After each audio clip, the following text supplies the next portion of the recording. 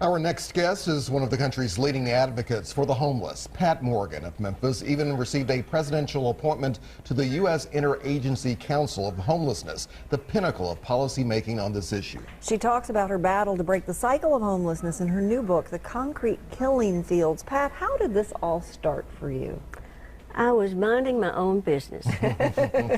And Doug Bailey, who was the rector of Calvary Church. They have a great program. Absolutely. And he had a small little article in the Sunday Chronicle, you know, that said he needed help with the street people who were coming in looking for help. So I volunteered to spend 2 hours, one afternoon a week.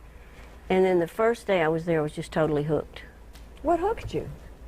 The contrast between what we started off in the Great Hall of the church, and we have this wonderful thing with these magnificent chandeliers and these rich red velvet drapes, and then you've got 10 men sitting there in the just so poor, so sick.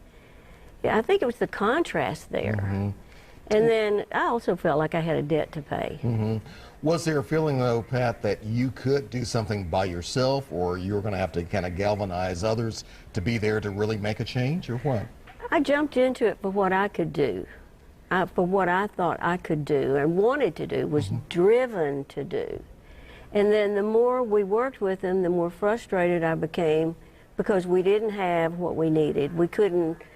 We weren't able at that time to access the mental health system, to get them to go into treatment. We didn't have enough detox. We didn't have enough treatment beds. We didn't have enough of anything. And so that branched out into the advocacy part, you know. I don't regret a lot of what I did. I regret sometimes the way I did it because I got mad at everybody because they couldn't do what I wanted them to do for homeless people. Fast enough, right? Yeah, fast enough. Totally unrealistic. Did you get mad at God? You know, He gave you this burden, and it's like, come on. It never felt like a burden. Well, yeah, I didn't mean it in a burden in a bad way, but He gave you this passion. Yeah.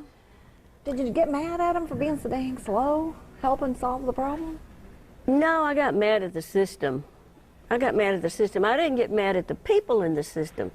The mental health caseworkers were wonderful. The people who were there, they are just working against unbelievable odds because they're underfunded, understaffed, you know, and they just don't have the money to do what they need to do. Right. Yeah. And until we fix and fund and fix the mental health system, this is going to continue. A lot of people, Pat, may wonder, what do you mean by concrete killing fields? What's your definition of that?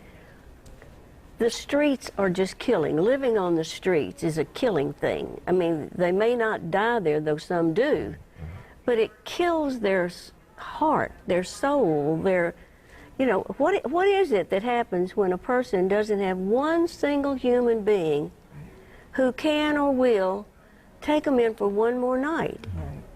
Or who wants to hear their story, and that's what you've done in this book. You've told their story. That's what I wanted to do. Made them human to your readers. Yep, because that's exactly what I set out to do. When we lost our first one, Arthur, when Arthur died, I swore to myself that his death would not be in vain. That's a corny thing. I mean, everybody uses that phrase. But I just swore that people would know who he was and that he mattered and why he was homeless and what happened to him to cause him to become homeless. Because until we understand that, we can't really do much about it. So there's something that happens when a man or a woman, particularly if they're unaccompanied by children, doesn't have a house, a room, an apartment, a bed, a job, any money, nothing but the clothes on his or her back, and not one family member or friend who can or will take them in for one more night. Wow. Well, none of that is the problem. Well, Pat Why has none of the above is the problem. Well, thanks to your book. And you have a book signing tonight at 6, so yes. A lot of folks, we put the information up on the screen there. Yes. Pat, thank you very much for your time. Well, thank you. Thank you.